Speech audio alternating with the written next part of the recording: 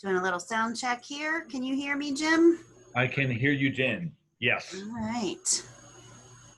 Good.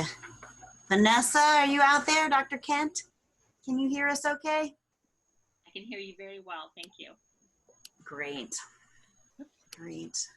Looks like we have a good number of people on already, right on time at 9:01 here. So glad to see everybody here. I'm Jen Ripley. I'm one of the professors here at Regent University, if you don't know me yet. Here with my colleague, Jim Sells. Hi, everyone. And Jen and I are in the Charis Institute suite. We are separated to come to you individually, but there's just a wall. We're both in our respective offices. I can knock on the wall and Jen's right there. So yeah. I'm waving to you right now. Can you see? Yeah. Thank you very much. So, excellent. We thought we would open with prayer this morning. Morning for us, different time of day around the world for many of you. So we'll go ahead and open with prayer, and then we will get started with our discussion together. So join me if you would. Lord Jesus, we praise and thank you for your love for us and your care. We thank you for this group of people who have the mission and vision for supporting marriage ministries in their community and their circle. Lord, we thank you for that mission, that vision that you have given to each of us, because it is your goal, right? How much you love the people that we minister to and counsel and work with in churches. We pray, Lord, that this would be a fruitful meeting, that it would be clear to each person who attends exactly what it is you are asking of them to do in response, and that they would enjoy it, that we would enjoy our time together as brothers and sisters in your family. We pray these things in Jesus' name. Amen. So, good morning and thank you.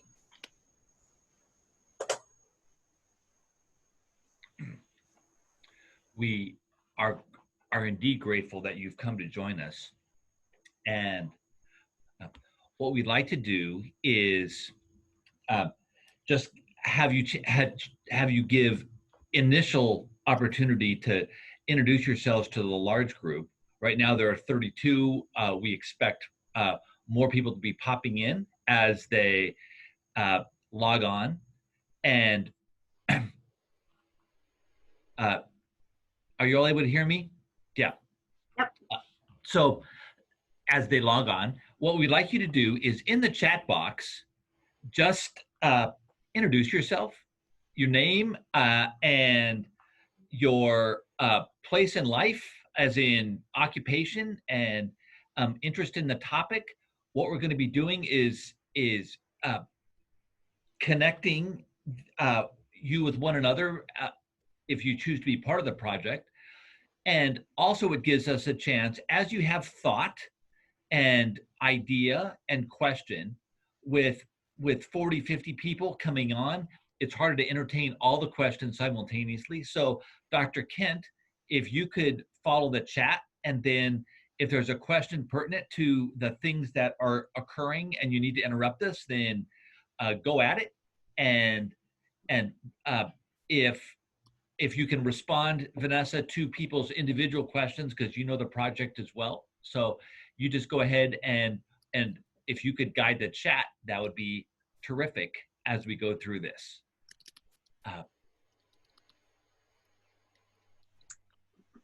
Looking great there to see some people we know, some people that are new. Yeah. All over the world. So I hope you can enjoy seeing some of the chat. Ulla Dahlin, welcome from Finland. Just happen to have Ulla Dahlin's book in Finnish, so if you need a copy of it, you can see me and I can get one to you. You are too much, Dr. Sells. So. All right. So we have Smyrna from Beirut. Good to see you again. Yeah. And Lithuania as well. Excellent. And people all over the United States. Trevecca Nazarene, good to see you. Some Regent folks. Most of you are Regent alumni, but then also some of you have heard about it from other ways. So we kind of have some things in common there amongst the group. Oh, look at all that. Oh, yeah. Hi, Beth. Haven't seen you for a while. Yeah. Excellent. In Glen Allen, Virginia. Rhonda, my close friend. All right, we're going to go ahead and go forward and let those continue to roll in the chat, and get a chance for everybody to say hello over there, where you're at, whether you're from Miami, like Lydia, or Indiana, or Raleigh, all over the country, and all over the world. We're very, very pleased about that happening. And there we go. Okay. So a little bit about our mission. So why did we invite you to join us today? We would like to work together with a team of people to try and answer a few questions. One of them is, what are the needs of the church communities that we serve? And everyone serves in a small community, so it's a chance for us to share with each other what we see as the needs. The whole world is in pandemic lockdown in varying degrees, so we're really interested in finding out what the needs are, really listening to each other, and having a chance to really get a sense of what's happening in the world in terms of marriages and families. We know there's some data saying that couples are really struggling, and we know that in China, for instance, as soon as the COVID restrictions, alleviated, they had a flood of people filing for divorce, and they're kind of at the front edge of this. So we really would like to hear from everybody, though, around the world as we go along and share some of our stories, some of our news. We also would like to have a chance for us to commit to doing something, all right? Now, everyone may do something different in your own role, whether you are a minister at a church or a lay leader, whether you're a professor or a therapist in private practice. Like, we have groups of people from all different kind of roles, but what can we do to promote healthy marriages, particularly through the avenue of churches around the world? So we really want to do that together. We have developed a curriculum called Grace Together, and that we would like to offer it up to people. We know that also budgets are really tight in churches right now, and this is a way for us to support from the Charis Institute to churches around the world. This is a small group type curriculum, although it could also be done in a larger group if that's allowable in your community. So there's that option, and we would be glad and happy to have you learn more about that, and we'll talk more about that briefly in a few minutes. Dr. Sells will. We also realize we have people in different languages, in different communities, people maybe that minister to military couples or that minister to homeless couples. I don't know who it is that you have contact with.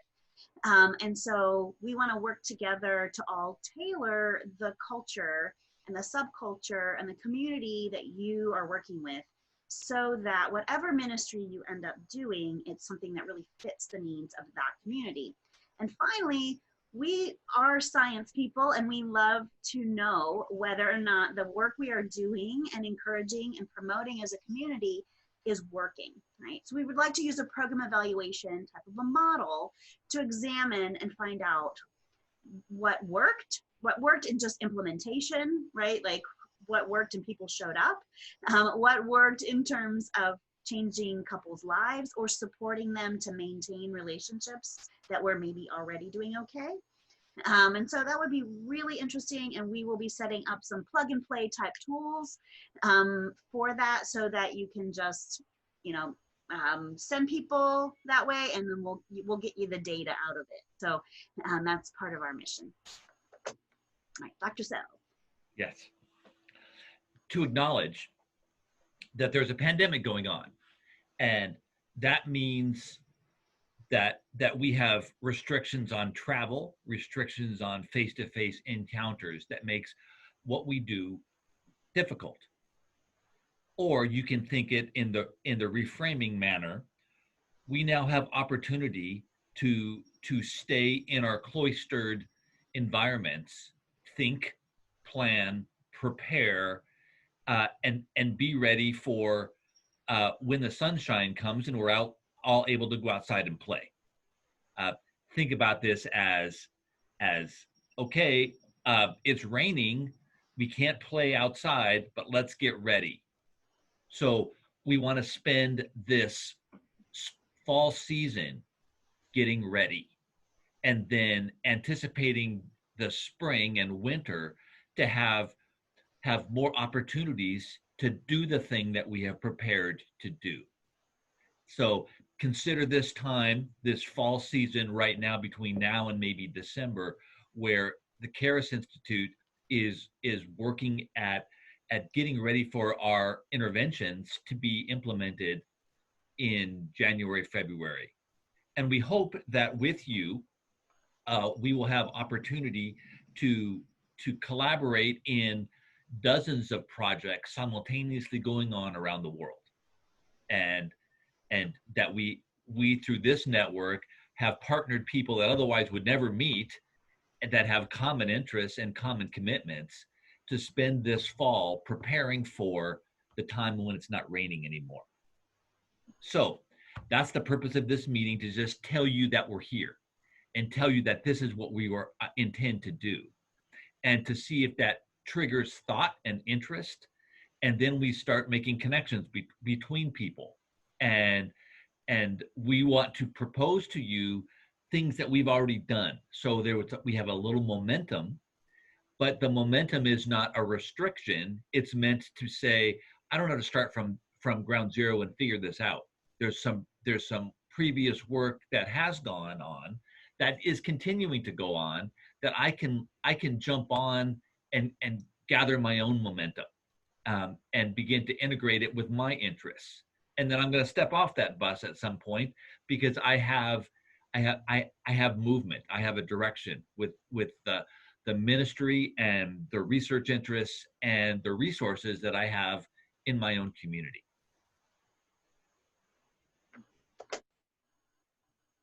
So our vision: to create dozens of researchable marriage promoting communities in your town, Russia, Uganda, Kansas.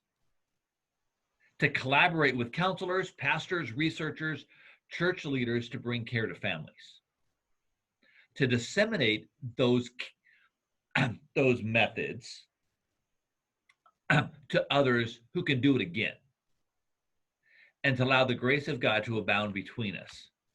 In other words, this last one is such a delight to work with people who have shared vision and a passion to see God's kingdom grow, to see the grace of God have its work within families, within marriages, and to sit back and watch beauty happen. And we find that a restored, healthy family relationship is something that is extremely lovely and beautiful to observe. And we want to be partnering with you and even sharing in that beauty, that fun to see God work. So that's our initial conversation. Go ahead, Jen, next slide.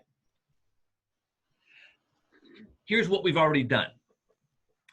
We have created a curriculum that we pilot tested last year. We wrote it last fall, implemented it in a church in the Virginia Beach, Chesapeake area. And we had roughly 200 people initially attend this large group meeting, and then an 8-week home group curriculum that was designed on the couple conflict cycle and relational virtues. We have that in our Charis Institute website. And hey, Jen, could you put in the chat box, maybe it's later in the slides, I don't remember, our Charis website address, so that they can go in and kind of peruse through. You can see it and take a look at what we've done, our leader's guide, our training manuals, our daily daily tasks that couples would receive something in an email, like here is the task for today. It was artistic, it was academic, intellectual. There would be podcasts, just information or experiences that couples would engage in together, talk about them, and then bring these experiences to a small group experience around marital virtue, like humility, gratitude. So we have initial significance that it has effect. Now we want to take it to the big stage. We want to recruit other people around the country, around the world, who might have interest in creating something similar. Maybe you're involved in a church in Omaha, Nebraska, and you partner with that church to develop this, but maybe you say, I want to do it specifically for blended families. Great. And maybe somebody else is interested in the same blended family theme, and you two work with us during the fall and tailor this curriculum to address blended family issues. Create other kinds of artifacts that go up that can be conversation pieces for them, visualizations, music, podcasting that all can target a specific need within a group. So that's what we have to get things going. Likewise, if you are in non-English speaking contexts, we would like you to think, how could I take this, translate it into my cultural language or my culture? Maybe many of the artifacts are too American. Great, change them. We take the structure, take this out, put something else in, and create your own tool to conduct your research. Next slide, Jen. And I pushed the button and it didn't go forward. There we go. So many of you know the core of the couple conflict model, and that's the basis for a lot of the curriculum. And if you're new to it and you just go, I don't even know what is this thing about, I'll just say it in about a minute so you have some idea for those of you who are not familiar with it. It is a relatively simple model that explains how couples get into messes. It's assumed oftentimes that relational conflict and just poor marriage is because we made poor marriage choices.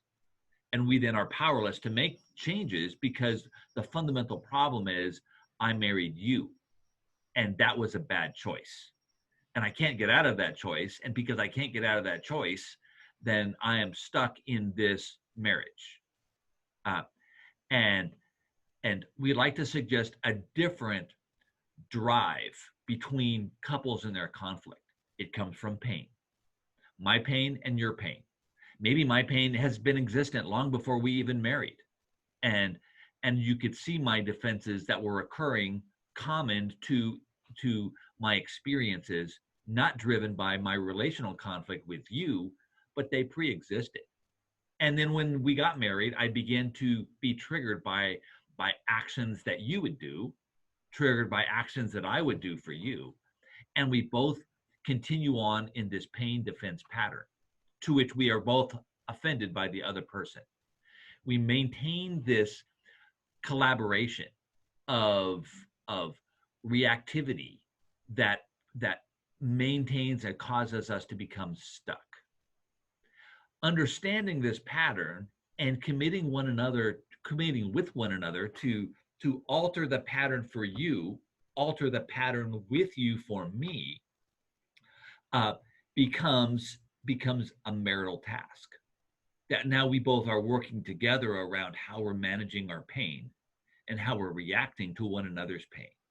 And I'm no longer, quote, responsible or at fault for much of it. Some of it I am. Never disregard Jim's capacity to be mean and to be a jerk and be insensitive. But sometimes I'm just naive. I didn't know. Or I'm sloppy. And it is in those contexts that we build the basis for having couples alter their relationship. Go ahead, Jen. So once introduced to this model, we introduced the concept of grace as a way to stop the conflict cycle. And we do this not just in a kind of supernatural way that you pull yourself up by your bootstraps in the midst of your pain and be gracious, but to practice a lifestyle of grace, which is in keeping with church and Christian teachings. So we encourage all kinds of pro-relational virtues, so warm virtues especially. Forgiveness, humility, gratitude, compassion, being trusting and trustworthy, and of course love. And we encourage kind of multiple levels of part of the intervention, that people can kind of just come to the small group only and kind of learn from each other and be encouraged by their kind of fellow other couples in the church, but they can also do some things at home. They can add spiritual practices to their normal spiritual disciplines that would promote virtue, to be more forgiving, to be more compassionate or grateful. So there's kind of like a multiple levels, you know, people can kind of do the minimum, or they can do something much more intensive as the model. And of course, we all know that kind of the daily practices produce more change in most research. But there is strong power in small groups. In fact, that's considered one of the best, you know, interventions essentially, is for somebody to be surrounded by other people who are trying to have a healthy marriage. And when someone gets a friend or family member who's breaking up and who's going through a bad relationship, that sort of thing, it actually increases the chances that they themselves will have more distress and break up. So we want to encourage that kind of thing, even just from that. But of course, this is Christian ministry, so we want to do it in a ministerial way. We also want to have a grace-filled posture. There's nothing like going through a pandemic that doesn't kind of strip away all of your ideas about what you're good at and who you are, and get you down to kind of the nub of who you actually are, and all of the kind of pride and the way in which you think you're in control of your life and everything's going to go the way you expect it to, and that this experience that we're all going through in 2020 requires a grace response. So we really are experiencing that ourselves, and we want to help create a group here that is about not just using each other for continuing education or to kind of suck out the information you need to go on and do the job and get her done, and let's just keep moving down the track and don't look and don't think, for whatever kind of work you're doing. We also don't want to create psychological formulas, right? It's really easy in forgiveness work or humility or grace to just kind of give people a formula. And we've seen way too many marriage ministries do that. And we don't think that that actually is effective. In fact, it ends up being kind of pharisaical, if I can use a funny word. And people feel more of a failure because they tried to implement the thing they learned at the marriage retreat or the marriage class or book they read, and they fail at it. And we think that God has a different message, if I can speak in those kinds of languages. We don't want to be motivated by performing perfectly ourselves as Jim and I, or us as a team here meeting in Zoom on a Friday morning. We would really like to start with us just enjoying each other, enjoying God in our midst, collaborating, watching how the Holy Spirit moves among us, having a great deal of grace between us, and then having that extend out to the small groups and the marriage ministries that we have, that no matter what a person walks into that marriage ministry struggling with, that they would find the love of Christ in that group, in that church group, and that they might even learn to extend it in their home. So this is kind of part of our mission.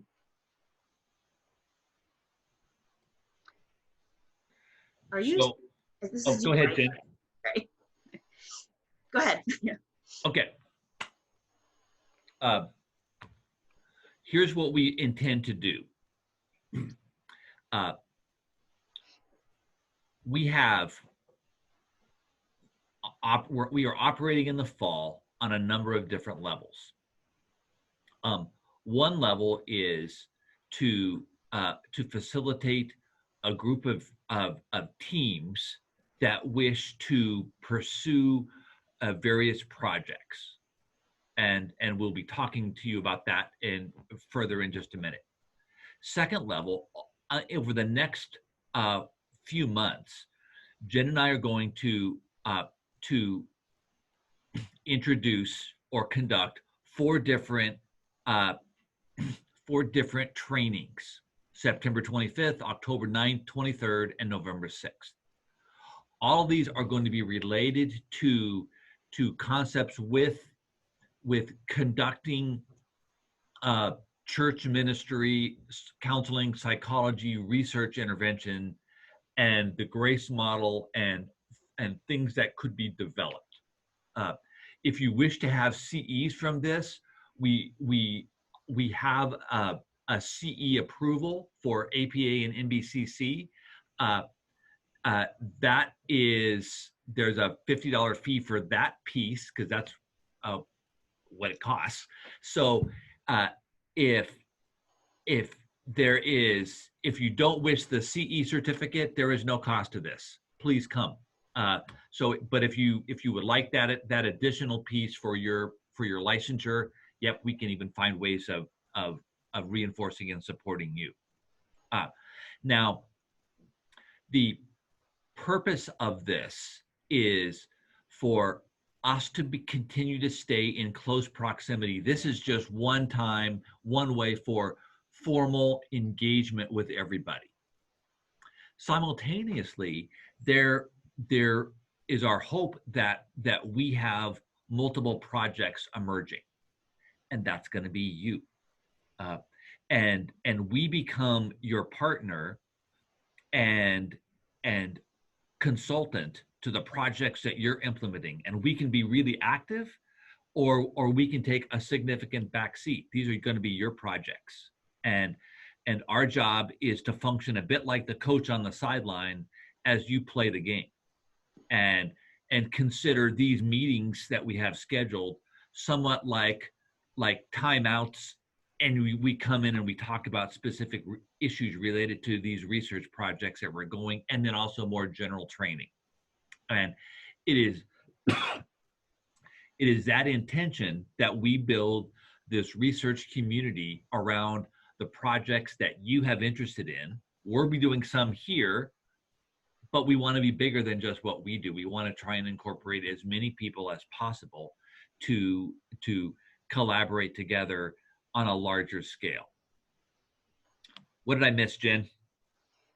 I think that's it. Now it's just closing out our part of talking anyway, with what is it that we want them to do in response. And so one thing we want you to do is to email us at Charis.regent.edu.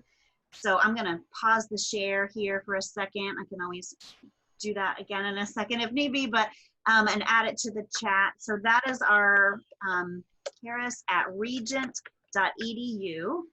Okay. And email us what your interest is. I know we've talked to different people on the team here across time, and we've heard from different people. Some of you are working in church ministry, and your position is either a lay leader or a staff member or a pastor at a church, and you are looking for ways to implement new programming in an effective way that's going to actually be very helpful to people, you know, more than kind of playing a video of a great speaker. This is not a great speaker kind of curriculum. If you use Grace Together, by the way, as you might be able to tell, we're professors, so we're not like professional speakers. It's really a small group discussion model kind of a setting. But so some of you may be in that setting. Some of you may be in private practice or in a clinical setting. I know there's a lot of counselors on this who would like to collaborate with a local church or group of churches and kind of have that strong connection between a Christian therapist and church communities, and being able to provide for each other, and that you might go and and either support them doing it, or you might go and implement it yourself at that church. So we have some people in that setting. And I know we also have some people who are more professor academic types who are looking to participate, maybe partnering with one of our churches or clinicians to help with data and, you know, program evaluation decisions and that sort of thing. So we really want to hear from everyone who's interested. Are you interested in joining us? Is this something that you're like, thanks, but no thanks, you can take me off your list? Or I want to participate in the continuing education and I'll decide later what to do for implementation for myself. So we're very interested in that, so we can know, you know, who is a part of this team as we go along. Yeah. And we have recorded, yes, I saw Vanessa has a note. We've recorded this and we'll also send these slides out to everybody that we have your email, right? So if you didn't get the emails from us to join, like I sent an email this morning, then make sure you also email and say, hey, I'm not on your email list, please add me so I can get the information. So what else, Jim? Yeah, a few additional details. As you reply back to us, we will create linkages. Look, here is this person over here, and they have a common interest with this person over here. And we'll send you a note to say, can we all get together and talk? I'm sending you to the 4 of you. We seem to have some common links around that your desire to work in environment X or Y or Z. Great. And so expect from us, if you have interest, we'll see what kind of linkages we can connect, and then bring everybody together around those common themes and talk with you about what could come of this. Here is a important, again, idea. We want to see as many to be facilitators of your success. And we find that research is hard, and it's hard to do it alone. And it's also hard if you don't have a lot of university support.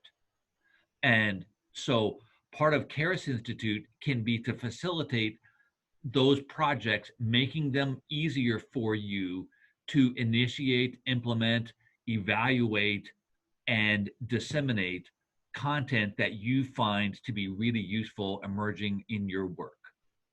And to, in essence, to make knowledge generation easier for you to participate in.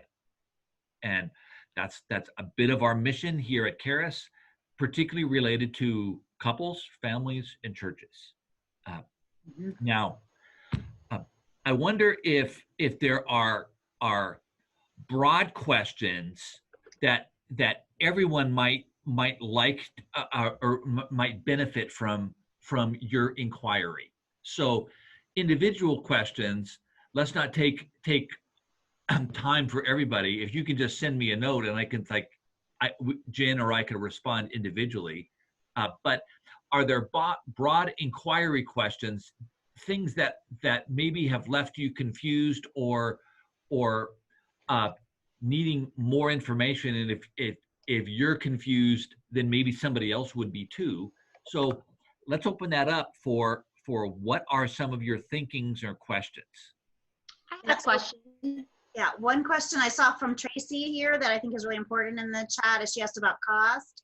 So the materials that we created, we have participant manuals and participant manuals look good. Leader manuals have good content, maybe don't look quite so good, but they're free to everyone that's in this project, and we'll give them to you as a PDF. So the cost to you would be printing, and then, set up, providing a lunch, that sort of thing. I know our local church charged, I think they just charged like $30 a couple, but they said they wish they'd gone a little higher because, you have things like pens, and they had some flowers that they had for everybody to give out at the end, is kind of, so they had some kind of nice things you do sometimes. So it would depend on that, but that also keeps the cost down for the church. We at Charis are supported by the university, so we're not publishing this for cost yet. You guys are kind of getting early access to this before we publish it with a publisher. Yeah. That's a good question. Other questions? I did have a quick question. Good morning. My question was regarding, I think I'm unclear of the nature of whether it is more of a counseling endeavor or a curriculum endeavor, because when I think of populations possibly to implement this with, you know, you think of these might be populations that you're involved with and know, and you're thinking of the dual relationship type of conflict. So I think I wanted to clarify that as I conceptualize. Yeah. Yeah, I think a private practice subgroup, for those of you that are kind of practicing either private practice or community practice, might be a good place to kind of network some people. So how do I work out? Because I know like Dr. Kent has been a marriage and family therapist in her community for a long time. And so, you know, how do you do church ministry when you're also a therapist in the community and make sure you have your dual roles? But the curriculum is really set up as a church curriculum. It is very churchy, and we can send participant manuals out to you guys, but it's going to look and feel like a church small group, right? And it's going to be discussing. Now, it's got undergirded, it's got all kinds of stuff because we're psychologists, counselors, you know, so we are going to have all kinds of things in terms of how groups work and what kind of pulls people in and how forgiveness works. We've studied that for decades, and we know things about what makes it effective. So it's not, so it's an integrative thing, but to a member attending it, it's going to feel like a church ministry to them. It's not going to feel like a therapy or a therapeutic group to them. Does that make sense? Yeah. And let me jump on and add something to that, because Megan, you've identified the theme that we would like to address. Let's say, as Jen said, this curriculum, as we've written it, is a churchy thing. But you, maybe there are 7 of you that are interested in creating a private practice intervention. So I find myself, I'm working with a couple and we're talking, and I realize there is a resource in this curriculum that I want them to work on tonight as homework.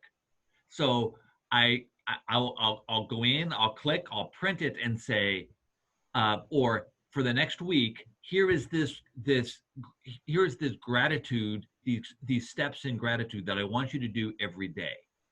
And so now they're just doing it as a couple, and I'm the group. We're going to meet next week again in therapy, and you're going to talk about all that you did this week. So maybe some of you are saying, we're going to adapt this curriculum from church group ministry to individual private practice work. Good. Now let's evaluate to see how it works. So that's part of the flexibility that we are wishing to create with as many projects as possible. So if this is not you, then make this you. You can have it, and bend it to how it would fit what your needs are. Collaborate with maybe 4 or 5 other people that have similar interests, and then let's run the research on it and see how effective it might be with couples. Okay, thank you.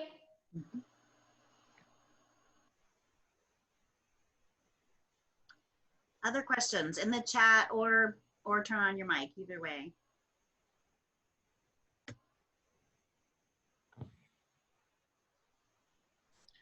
Hey everyone, this is Ingo.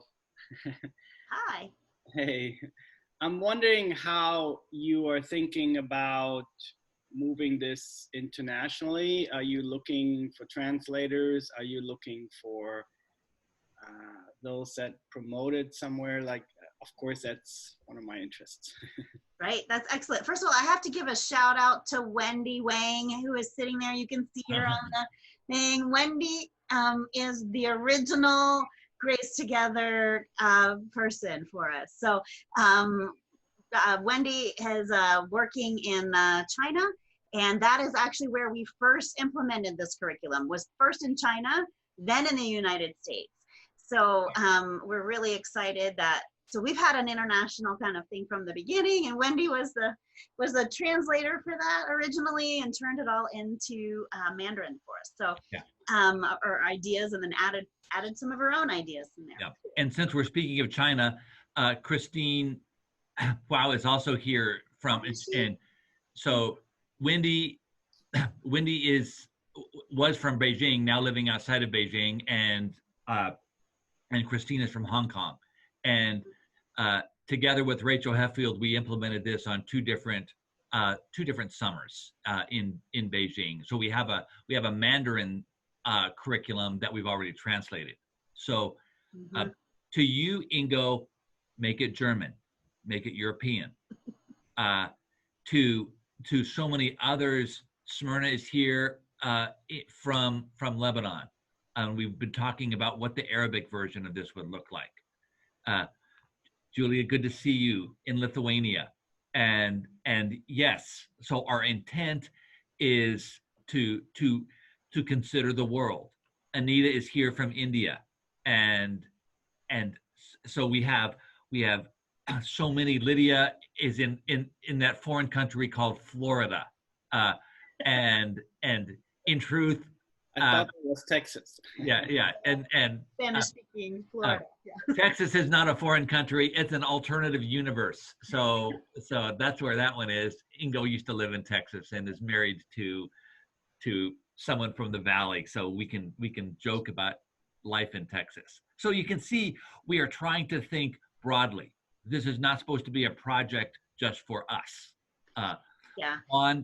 Vaughn Miller, that's it, at American University now. Vaughn, take this and think about a culture. There are multiple people here that are thinking about Arabic.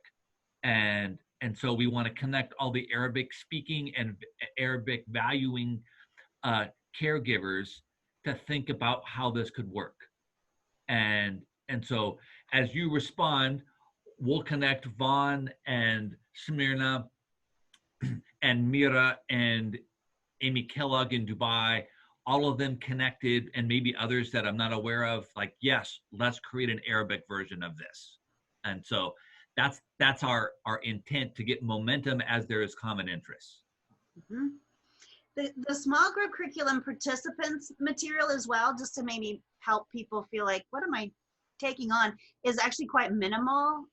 So it would not be difficult to translate the small, like, it's discussion questions and a little bit of writing, and we'll send that out to everybody this next week, but you kind of get a picture of it.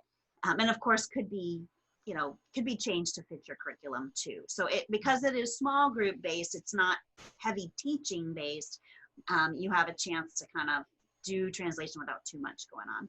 I saw some other questions coming up on the chat.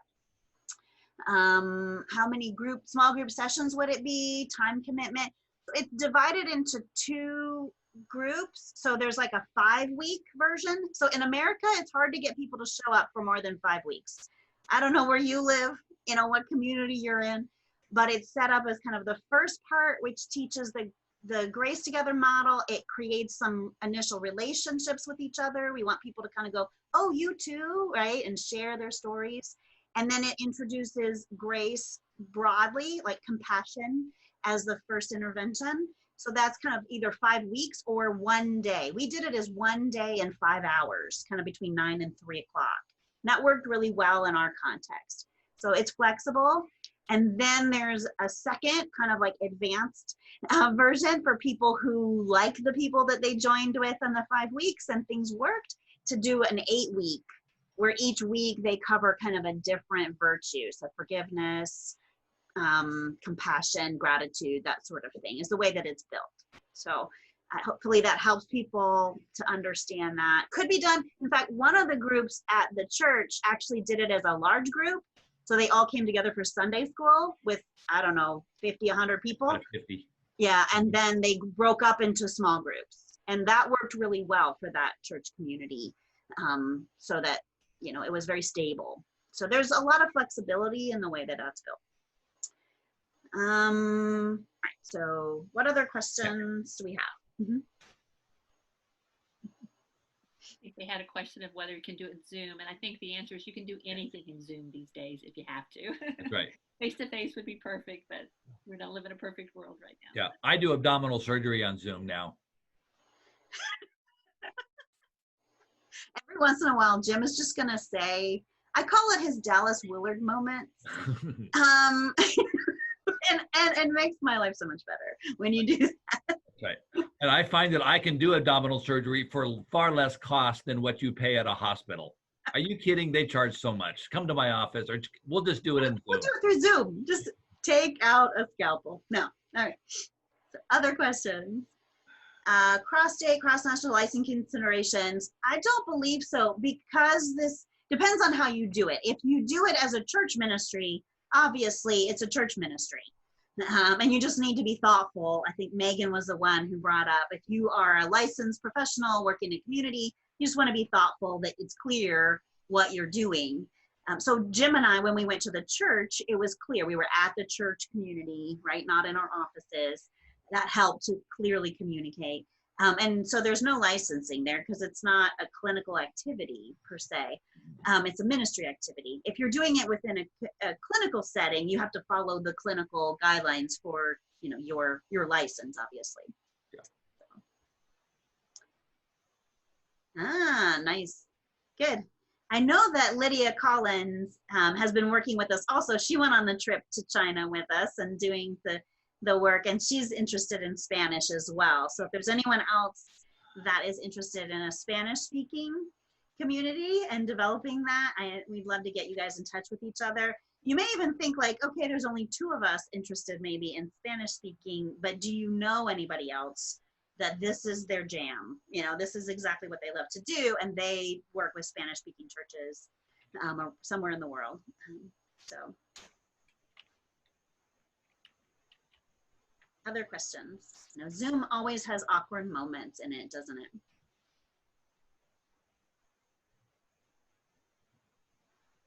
Mm-hmm.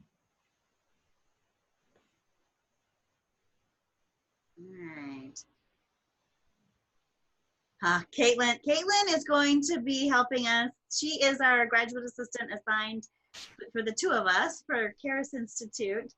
And so we would love to get your names. So especially if your name is not popping up in the chat as your full name, can you put that in there so she can do that? And when we do continue in education in the future, we'll just be asking people at the beginning and the end to put your name in so we can, that's attendance, you know, so. And we don't have CE for this meeting. This is a informational meeting, but we will for the other 4 one-hour meetings will be a total of 4 CE credits. So thank you for putting your names in. Is that about it? It's 10 till. We're on the therapist clock here, basically a 50-minute meeting. All right. Yeah. Thank you so much for coming and for your interest. And we look forward to, please email us at charis.regent.edu, right? CHARIS @regent.edu. And let us know what your interest is. And we will keep you on to our team that way and keep in communication and create ways to communicate and create subgroups amongst us. And then we hope to see you at our first meeting in the end of September, Friday morning at 9 a.m. for us here in this part of the world, and wherever you are in your part of the world. Yes, I concur. Grateful to see so many names and faces to which I have such affection, and others that are new to me. I hope that this even by your participation now has triggered thought. Oftentimes I find like I am not I've been doing this a long time. I'm not the best statistician, and so the statistics part has always kind of intimidated me. I've learned to do it. But it's so much better if I link up with someone who's better at statistics like Jen, and now we can do something together. And my weaknesses is covered, and I'm able to use my strength. If I just rely on the fact that I have these weaknesses, I'm inclined not to do anything. And so to acknowledge that you probably are not very good at some part of this thing, unless, of course, you're Ingo Topholm, Vanessa Kent, or John Kennedy, who is good at everything. And to that, I'm obviously humored, and I hope you guys are too. But the fact is that that's what we're trying to do, to acknowledge the things that we're not very good at and to link with other people who are, and we share a common interest, and let's go do something. Otherwise, nothing happens. So this is step one. Grateful for your attendance and participation. And it might mean you'd like to go to step two, to which that would be great. If you say, nope, I've got other steps I need to focus on, then blessings, and it's a joy to even know that you're out there and have these interests, and we can link up maybe in the future. Okay? Thank you, everybody. Have a good day. We'll stick around if anyone wants to talk individually for a few minutes. Yeah.